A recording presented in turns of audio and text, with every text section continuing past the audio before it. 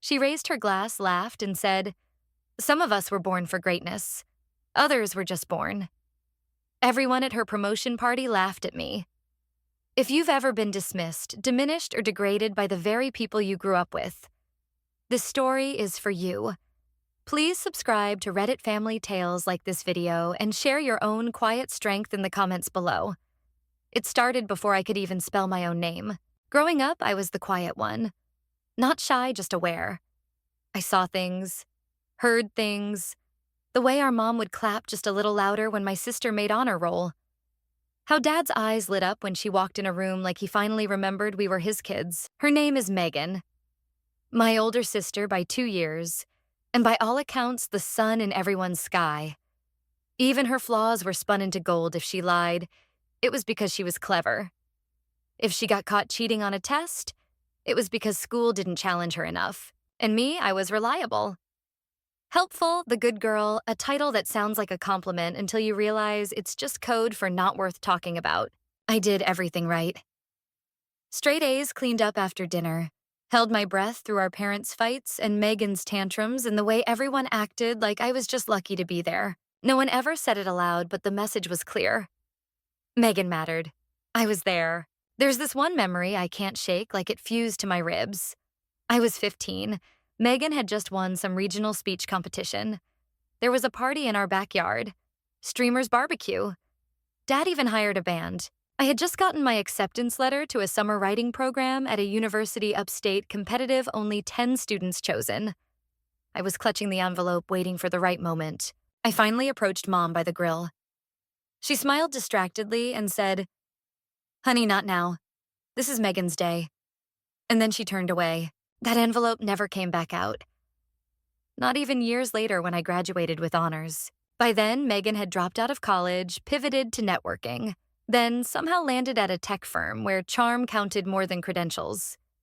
She had a talent for making everyone feel like she was doing them a favor by simply walking into the room. Our parents adored her more with every step she took. Even when those steps stumbled, I could have won a Pulitzer and they'd still ask, "So, have you heard from Megan lately?" I swallowed it all.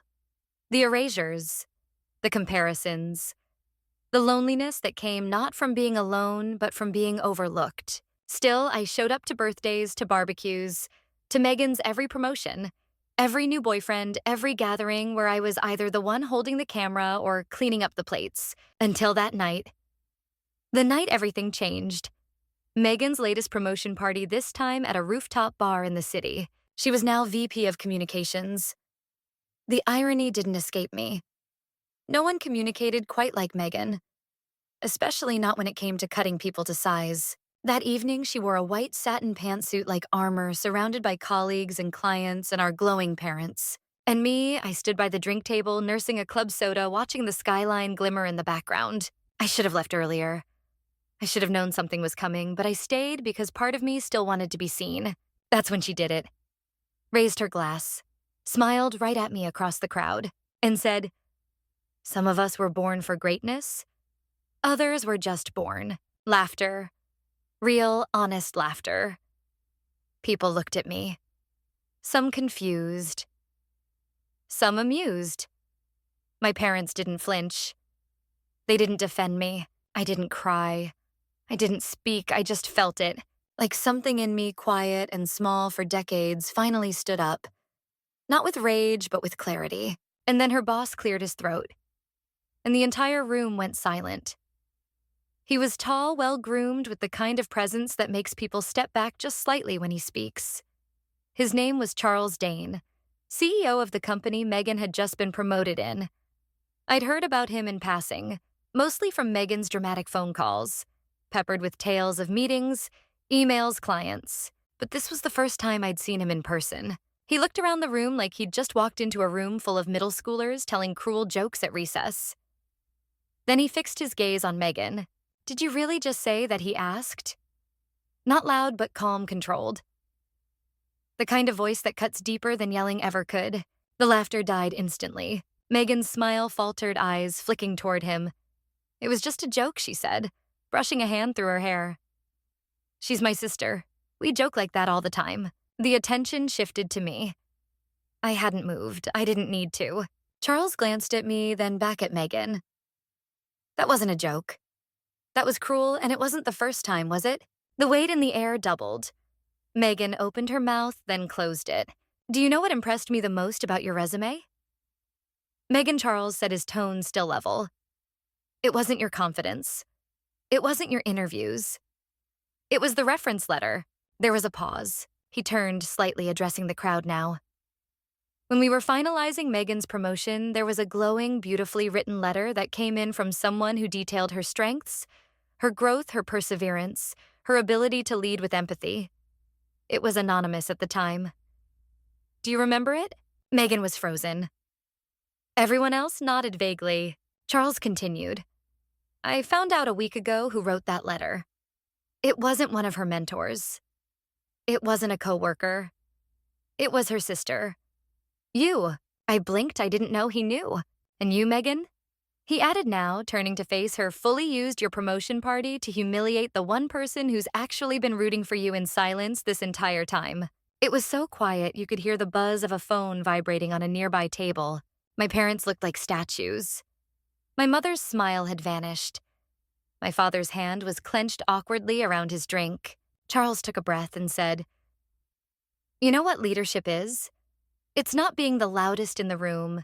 It's knowing who you've walked on to get there and choosing not to. Megan tried to laugh it off. Okay, Charles. I think we're getting a little dramatic. He cut her off. We'll talk Monday. For now, maybe let someone else shine for once. He gave me a small nod. One of those quiet gestures that said, I see you. And then he walked away just like that. The party wasn't over, but the mood was dead. People murmured, moved away from Megan. Some even approached me awkwardly kindly. I didn't need to say a word. I just stood there still holding my club soda and breathed for the first time in years without having to shrink. I left shortly after before Megan could recover enough to find me. But something inside me had shifted.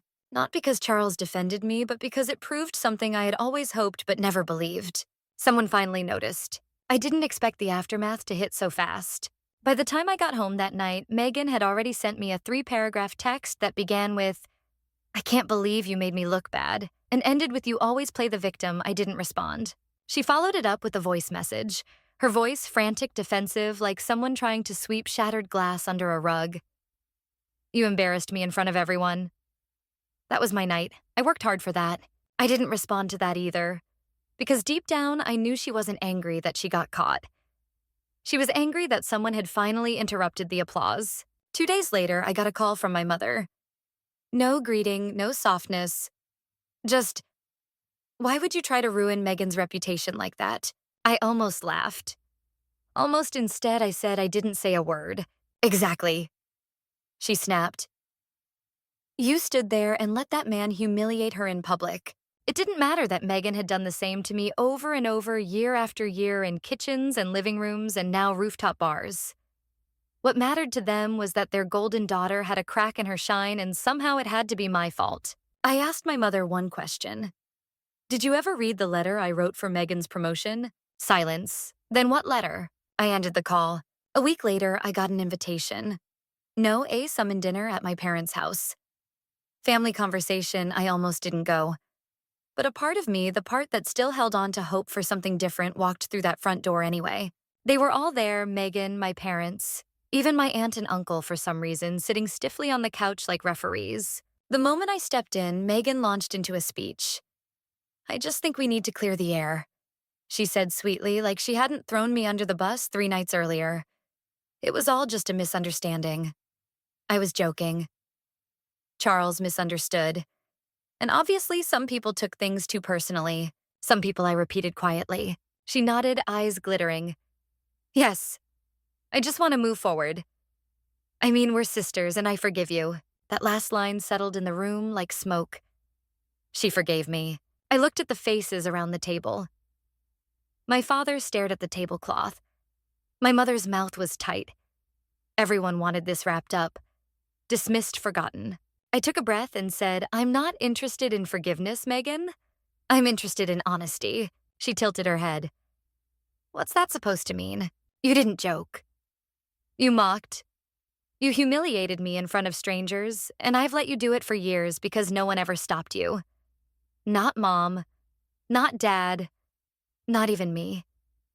But I'm done. A silence followed.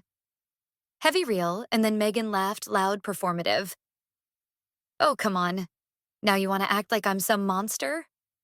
All I ever did was push you to be stronger. That's when I pulled out my phone.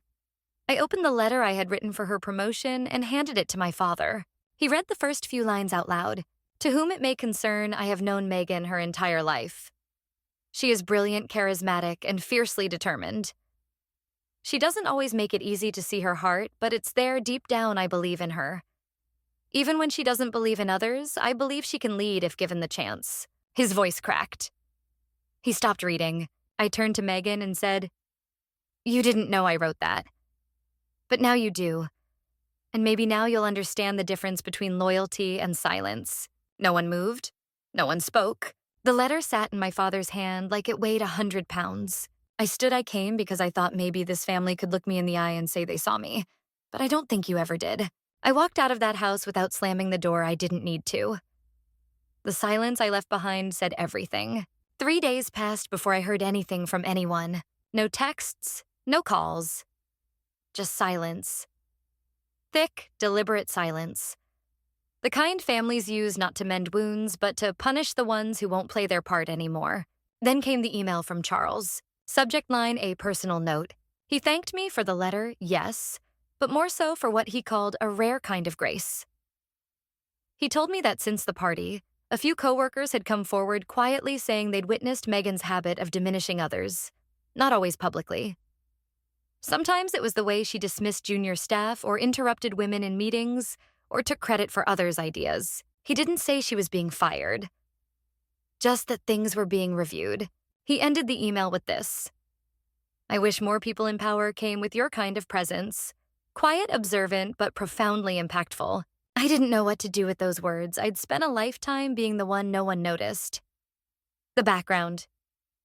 The support act. And now someone was calling me impactful. I reread the message twice, then closed my laptop. That same evening, I got a knock on my apartment door. It was my Aunt Lila. She was the only one in my family who'd never taken sides. The quiet aunt. The listener. The one who'd send me birthday cards with handwritten quotes and little bookmarks. She stepped inside, held out a small envelope. "They gave this to me after you left dinner." She said, "I don't think they meant to. Your mom just shoved it into my hand with the desserts." Inside was a printout. A copy of Megan's promotion paperwork.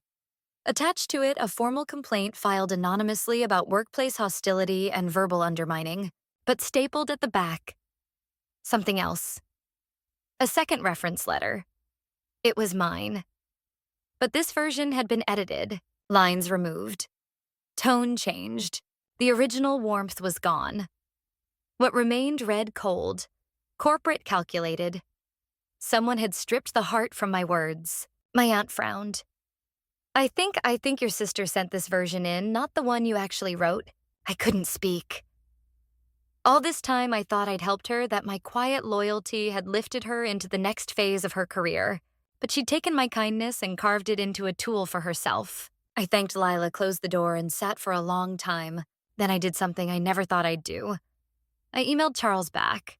I told him what I'd just learned. I attached both versions of the letter, my original and the edited one Megan had submitted. I didn't embellish. I didn't accuse. I just wrote, "I thought you deserved to know the truth.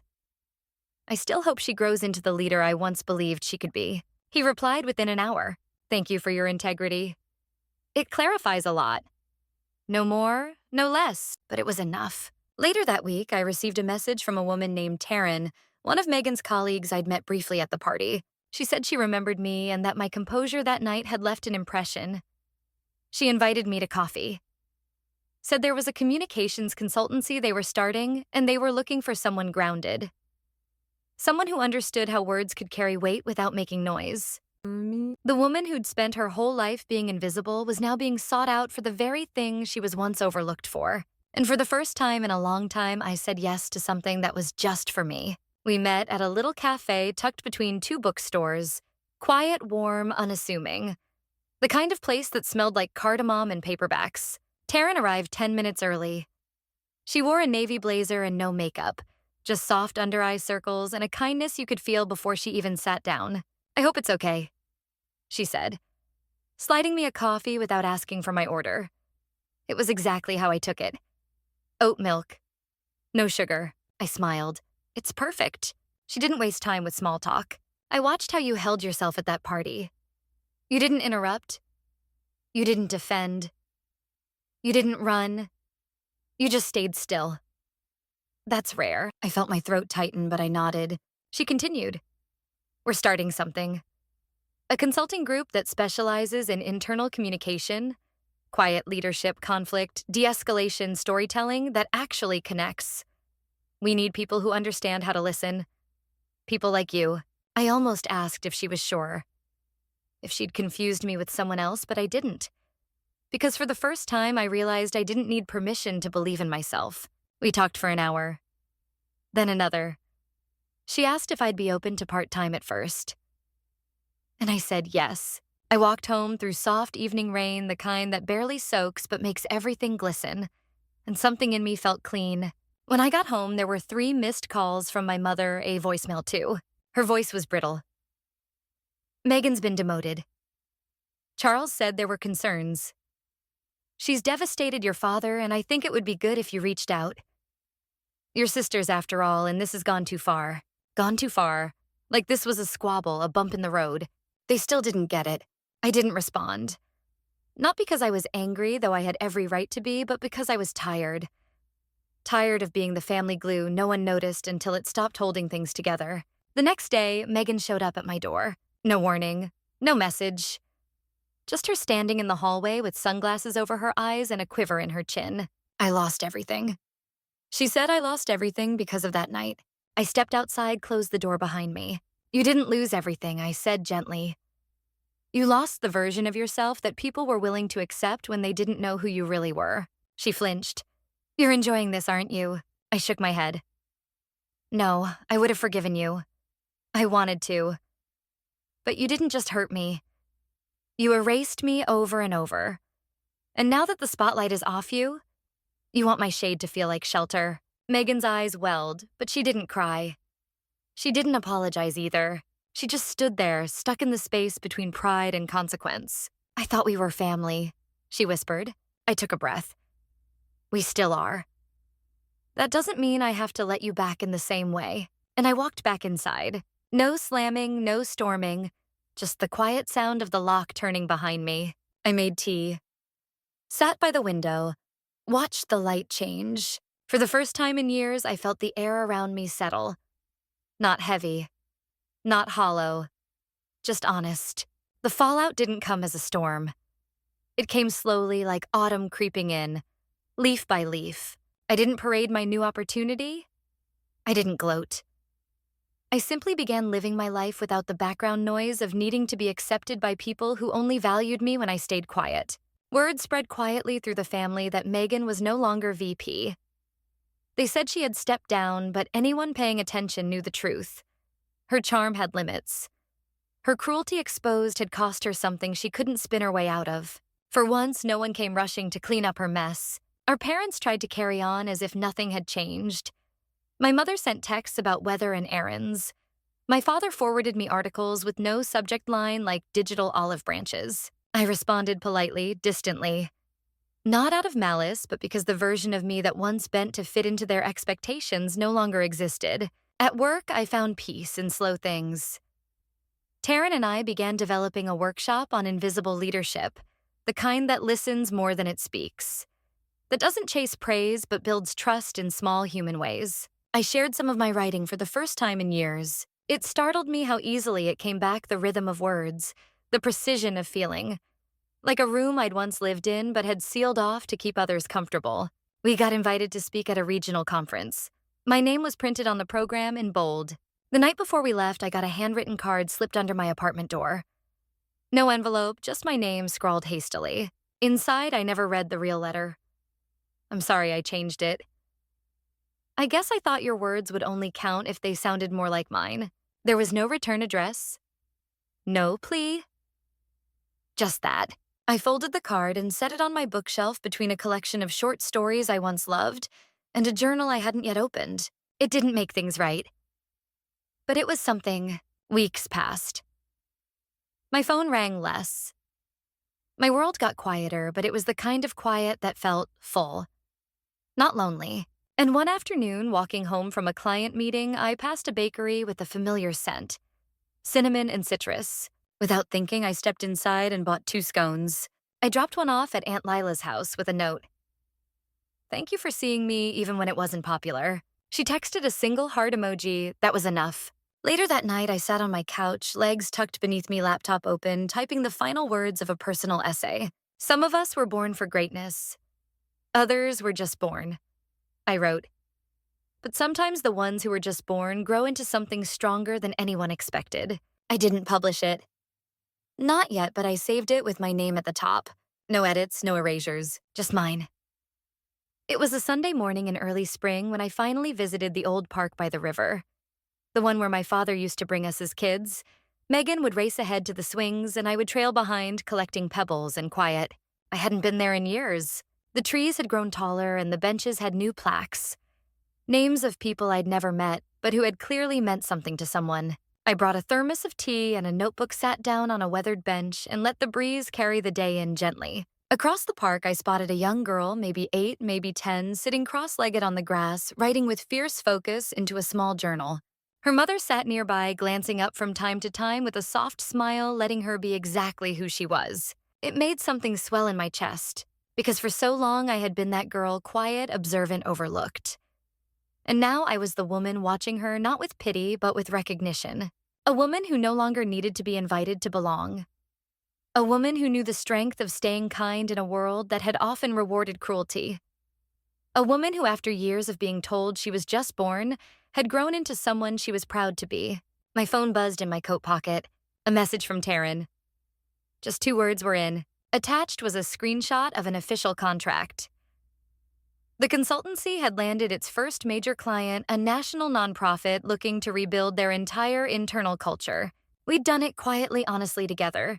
I smiled and poured myself a cup of tea from the thermos. No applause, no spotlight, just warmth. The steam curled up into the morning light as I opened my notebook and began to write. Not to prove anything. Not to be heard, but simply because it was mine. And for the first time, that was more than enough. The wind rustled through the trees, gentle and familiar. A robin landed near my feet, hopping once before taking off again.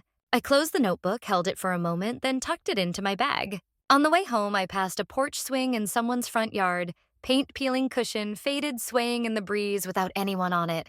And I thought, some endings don't need doors slamming or violin swelling. Sometimes the most powerful closure is simply peace.